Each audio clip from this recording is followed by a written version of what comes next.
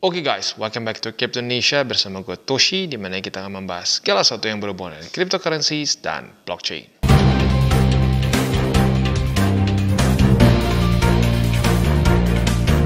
Dan kita hari ini update lagi mengenai meme coins ya, dan kita bisa lihat di sini meme coins dalam 30 hari terakhir merah merona, dan rata-rata ya kalau merah itu sekalian double digit, tapi plus juga ada yang double digit bahkan sampai triple digit ya. Tapi overall ya kecenderungannya sakit perut dalam seminggu ke belakang ya. Nah, sebelum kita mulai seperti biasa, gue akan disclaimer dulu bahwa semua konten dari TCI bukanlah financial advice. Ini semua bentuknya adalah edukasi. Dan gue harus ingatkan lagi bahwa meme coins ini bukanlah shortcut, bukanlah jalan pintas buat lo yang ketinggalan. Karena ada loh sentimen seperti itu ya, yang ngomong gue nggak bisa pegang BTC. Wah, kenapa nggak bisa, gue mikirnya. Ternyata nggak bisa karena ngerasa bahwa kita udah telat nih. Jadi kalau pegang BTC nggak akan kaya katanya ya. Jadi kita semua harus pegangnya memes. Ujung-ujungnya rata-rata orang yang nangis-nangis ke Sato gitu, yang curhat-curhat ke Sato adalah orang yang portonya semua memes. Nah, jadi nggak bisa kita menganggap ini adalah jalan pintas buat lo yang ketinggalan. No. Itu salah total ya. Justru malah kebalikannya. Meme coins apalagi pre-sale ini bukanlah untuk orang-orang newbies, bukanlah untuk orang-orang yang buta kripto pengen cepet kaya, nggak bisa ya. Justru lebih cocok untuk orang-orang yang sudah mengerti TA ya, sudah punya pengalaman begitu. Supaya apa? Supaya nggak greedy di dalamnya begitu ya. Jadi sekali lagi mengingatkan, alokasinya juga penting ya. Jangan sampai alokasi meme coins itu lebih dari 10%. Itu at least gua ya. Kalau sampai lu mau lebih dari 10%, harus siap dengan volatility yang gila juga begitu. Dan untuk pre-sale maksimum di 5%. Jadi maksimum, sekali lagi, semuanya untuk presale hanya di 5% saja. Kalau lebih dari itu lah ya, lagi-lagi itu lo akan lebih sport jantung lah begitu ya. Oke, hari ini kita akan update PP Fartcoin ya. Itu dua aja deh fokusnya ya, karena cukup banyak yang nanya urusan Fartcoin. Yang pertama kita bahas dulu PP. Untuk PP setelah kemarin ngepump 7,19, reject oleh 0,001439, sekarang sepertinya mulai mau retest MA200 sebagai support ya. Nah, untuk posisi future sebenarnya masih bisa nih ya. Kita masih boleh lah pasang limit ya. Pasang limit di angka 0,001439.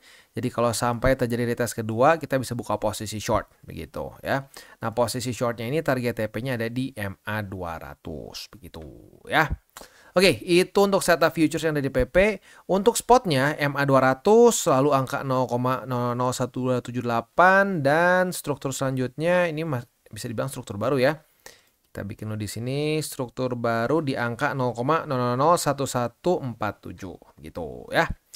Oke, next kita masuk ke Fartcoin. Untuk Fartcoin ini ya cukup banyak yang nanya karena ngedamnya parah begitu ya. Dari week tertinggi sampai week terendah ya dalam beberapa minggu ke belakang lah ya, itu minus sampai 71%-an begitu ya.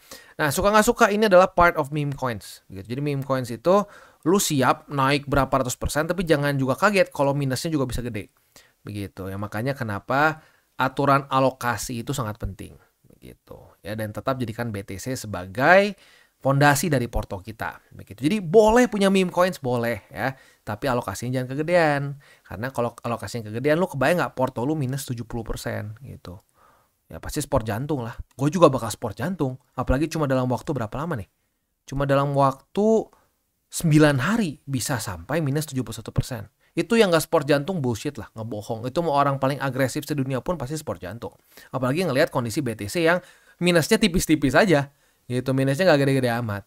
Begitu. Jadi ya sekali lagi ini adalah reminder bahwa meme coins memang resikonya ekstra tinggi. Begitu ya. Oke. Kemarin sempat ngepam nih 2 hari dikasih nafas. Semoga nggak ada yang sangkut nih. Karena biasa kan orang-orang tuh suka FOMO. Kalau ngepam, beli, pucuk, udah gitu pas ngedam panik lagi gitu. Karena ini nggak main-main ya. Ngepam 24%, ngepam 12%, udah gitu kemarin ngedam 21,29 begitu ya. Jadi untuk sekarang sebenarnya masih ada setup futures ya. Retest 1 sudah terjadi kemarin di angka 0,8662. Apabila pada hari ini terjadi retest kedua, kita bisa buka posisi long. Nah, target TP-nya ya, target TP-nya itu sebenarnya kalau lu mau agresif ya berarti di sini ya. Struktur yang masih relatif baru ya. Benar-benar barunya tuh kemarin baru jadi ya, yaitu di angka 1,1334. Kalau mau sedikit lebih konservatif bisa di sini nih ya. Bisa di angka 1,020 gitu ya. Oke, itu untuk posisi long di Fartcoin. Untuk posisi spotnya di angka 0,8662 dan di 0,7654 gitu ya. Oke, itu kurang lebih untuk PP dan Fartcoin. Selanjutnya kita akan bahas pre-sale. Untuk pre-sale di sini ada WP ya atau Wall Street PP. Nah, ini jadi sebenarnya menurut gua mirip-mirip kayak zaman cycle lalu lah, cycle lalu. Kita tahu ada Shiba Inu ya, lalu ada Floki kayaknya, aduh gue lupa, Floki udah dari cycle sebelumnya belum ya? Kayaknya iya deh, Floki terus apalagi ya yang nyisa ya. Wah banyaknya ini ya, tuh ya lu bisa lihat sendiri. Yang dari cycle sebelumnya banyaknya udah hancur. Kayak contoh di sini Baby Dogecoin. Ini dulu nge-hype-nya luar biasa ya di cycle sebelumnya. Di cycle 2021. Sekarang ya lu bisa lihat sendiri minusnya berapa gede begitu. Jadi makanya gue ngingetin lagi nih minusnya masih 68%-an dari all time high-nya begitu. Jadi ya apa namanya ya memang resikonya lebih besar lah gitu in general ya, makanya alokasinya jangan kegedean begitu ya. Nah, kalau apa namanya dulu Shiba Inu, lalu si Floki ya dan lain-lain itu tema anjing ya, itu adalah copy dari Dogecoin. Nah, ini tuh si WP ini basically copy dari PP gitu. Nah, PP kan bisa dibilang di cycle ini cukup ini ya, cukup fantastis ya. Nah, sekarang mulai keluar derivatifnya. Apa ya, bukan derivatif lah ya. Kopinya lah ya, kopinya. Nah, apakah ini jadi berpeluang gara-gara makin nama PP? Ya, we'll never know. Karena lagi-lagi untuk meme coins itu memang very hype base. Jadi kalau hype-nya ada ya bisa-bisa aja begitu. Dan yang sebenarnya rada gila tuh dari si WP ini secara pre-sale-nya udah lumayan gede nih, sampai 66 juta. Buat pre-sale jujurnya ini lagi-lagi cukup besar itu dibandingkan dengan yang sebelum-sebelumnya lah yang pernah kita lihat ya. Tapi apapun itu ya, kalau menurut gua pribadi ini tetap adalah suatu presale yang base-nya itu pure memes aja, pure memes, jadi nggak ada utility yang spesifik gimana sih begitu ya. Jadi maka dari itu kalau gua tetap melihatnya masih jangka pendek. Nah, untuk cara belinya seperti biasa aja sih ya, lu bisa tinggal masukin aja atau lebih tepatnya bukan masukin ya, lu tinggal konekin aja wallet lo ya. Udah lu konekin wallet, ya lu tinggal beli aja gitu. Caranya sih ya nggak berbeda jauh dibandingkan yang lain-lain gitu ya. Nah udah beres, lu tinggal pilih mau belinya pakai apa begitu ya. Tapi ini ya sekali lagi gue ingetin ya, untuk presale ini bukan untuk para newbies. Jadi untuk para newbies yang masih, aduh bang, gue TA masih belepotan, fundamental masih nggak ngerti. Ah ini belum, menurut gue belum cocok buat lu lah begitu ya. Ini lebih cocok untuk orang-orang yang sudah pernah ngerasain jatuh bangun di market deh ya, udah tahu resiko di market begitu. Jadi ya sekali lagi untuk para newbies fokus dulu bangun portofolio yang seimbang dulu deh. Rasio 60-40 diberesin dulu, 60-40 atau 70-30. Nah, tapi buat yang sudah biasa ikutan presale ya boleh pertimbangkan begitu, karena ya salah satu yang menariknya adalah USDT yang sudah terkumpulnya udah mencapai 66 juta USD, which is itu not small ya untuk presale ya. Nah, untuk si WP ini juga udah di ini ya, udah di apa namanya? Udah diaudit oleh si CoinSalt ya. Jadi di sini dia nggak bisa nge-mint new tokens, nggak bisa nge-blacklist, nggak bisa honeypot, nggak bisa juga set fees, dan juga nggak bisa nge-disable trading begitu. Which is ini adalah beberapa cara klasik dari para tim dev untuk nge-rug pool di cycle sebelumnya. Nah ini udah dicek oleh si CoinSalt, mereka nggak bisa melakukan ini. Which is good ya, which is good. Nah, tetapi kalau kita lihat juga di sini ya, secara itu mana ya? Secara tokenomics. Nah, di mana tokenomics? Coba kita cek di sini tokenomics. Mana tokenomicsnya ya? Kemarin gue sempet, di video gue yang sebelumnya lah gue pernah bahas ya. Dia apa namanya ya tetap masih cukup gede dipegang oleh nanti orang-orang yang mendapatkan presale-nya begitu. Jadi ya saat dia sudah di listing itu akan ada pressure yang cukup besar gitu dari para pembeli presale. Jadi ya kalau gue sih tetap masih melihatnya ke jangka pendek begitu ya.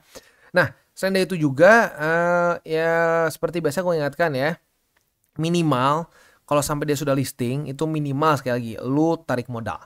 Jangan sampai modalnya tuh lu resikoan juga, karena kalau yang gue lihat beberapa kali orang tuh terlalu kebawa nafsu begitu. Jadi misalkan nih, wah udah ngepam nih. Kayak dulu tuh ada namanya tuh apa namanya Sponge ya, Sponge V1 tuh zaman dulu ya. Itu lagi bear market aja bisa bukan bear lah, lagi masa-masa akumulasi kalau nggak salah ya. Itu liquidity buat memes tuh masih jelek waktu itu ya. Itu dia bisa sampai ngepam 600%, 6x begitu ya. Nah, tapi orang-orang udah dikasih 6x pun suka nggak puas. Jadi tetap aja dibiarin, ujung-ujungnya sampai minus lagi. Nah, itu big no ya seperti itu. Jadi minimal ya lo selamatin modal. Modal udah masuk kantong, sisanya pikir sendiri deh, pinter-pinter lu deh. Begitu. Mau lu biarin Bang, cacing-cacing naga-naga ya silahkan. Mau lu TP sebagian boleh, lu mau TP semua pun boleh. Begitu. Jadi itu lebih fleksibel lah begitu ya. Sebenarnya lagi-lagi kalau buat orang yang sudah punya pengalaman, sudah ikutan presale biasanya punya caranya masing-masing ya, punya SOP-nya masing-masing. Itu sih gua nggak ada inilah, nggak harus ngikutin cara gua. Lu mau pakai cara lu sendiri boleh, tapi yang penting garis bawahnya adalah minimal modalnya safe dulu deh. Minimal si modalnya udah masuk kantong, ya lu bisa puterin lagi di presale selanjutnya. Dan kalau gua sendiri melihat presale itu bukannya sebagai satu alat buat kasarnya lu cepet kaya dapat Lambo, enggak ya, bukan. Ini adalah kesannya adalah uang ini apa mesin buat gua ngopi lah gitu ya, buat ngopi iseng-iseng gitu ya, buat main dikit lah. Jadi jangan berpikir bahwa oh ini tuh bisa ngejar ketinggalan gua, enggak ya, resikonya menurut gua terlalu gede. Ya, kalau gua sih seperti itu ya. Oke, beres. Itu kurang lebih untuk CWP ya. Sekali lagi untuk cara belinya sih nggak ada cara apa sih, caranya nggak beda jauh lah ya, tinggal lu beli pakai wallet, lu konekin terus lu beli, as simple as that gitu. Dan ini sampai ke selanjutnya itu 15 hari lagi, jadi masih ada waktu cukup panjang lah buat lu tertarik ya. Oke, balik lagi ke meme coins ya. Ya gua harap sih nggak ada yang ancur-ancuran banget begitu, karena ya kalau lu sesuai dengan apa ya, sesuai dengan saran kita ya, saran ini bukan apa, bukan ultimatum tapi saran untuk 10% aja, harusnya sih nggak akan terlalu sampai terjun payung gitu si portofolio spot kalian ya. Ya seperti yang gue bilang tadi di awal, rata-rata yang nangis ke Sato, yang curhat ke Sato ya, kalau gue udah males lah, gue udah nggak mau jawab kalau curhatnya. Aduh bang, gimana porto gue minus sampai ada yang 70-80%.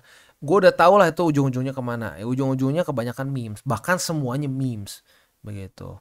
Ya kalian harus berani ambil resiko. Kalau lu udah ambil nih, lu udah ambil semua memes, lu harus siap juga, bukan cuma ngepamnya, lu harus siap ya kalau ngedam begitu. Ya maka dari itu kalau cara gua ya terserah lu mau ikutin atau enggak, tapi cara gua ya alokasinya yang bener gitu. Jangan berharap kegedean. Itu 10% aja, dan 10% itu serius. Kalau lu dapet yang pas ya, yang boomnya luar biasa kayak PP jadi cycle ini. Gua kecil kok kalau mau dibilang sama BTC gua, posisi PP gua tuh kayak semut begitu ya. Tapi karena ngepamnya gila, ya signifikan juga. Itu ujung-ujungnya dari cuma berapa persen tuh ya, single digit sampai nyaris double digit waktu itu, walaupun udah gua TP juga sih beberapa ya. Dari balance lagi ya. Ya jadi kalau gua sih gitu caranya, dan for me it works. Nah, cara lu mau sama kayak gua atau enggak ya terserah lu, karena lu udah dewasa lah. Ya kalau gue lihat rata-rata demografi dari yang nonton TCI itu orang-orang udah di atas 17 tahun, rata-rata umur 25 sampai 30 something. Berarti kan udah punya KTP tuh ya, ya harus mikir sendiri mau kayak gimana. Ya kalau cara gue begini dan gue ngerasa gue profit. Nah kalau lo ya bukan ngerasa tapi gue profit gitu, itu faktanya begitu. Nah lo mau pakai cara gue boleh, lo mau modif-modif lagi juga boleh. Yang penting jangan pakai cara keblinger semua memes. Kalau itu hancur lah menurut gue ya. Oke. Kita tutup dengan 3 golden rules. Jangan pakai uang panas, jangan over leverage, berpikirlah jangka panjang, dan salam tabur tuai.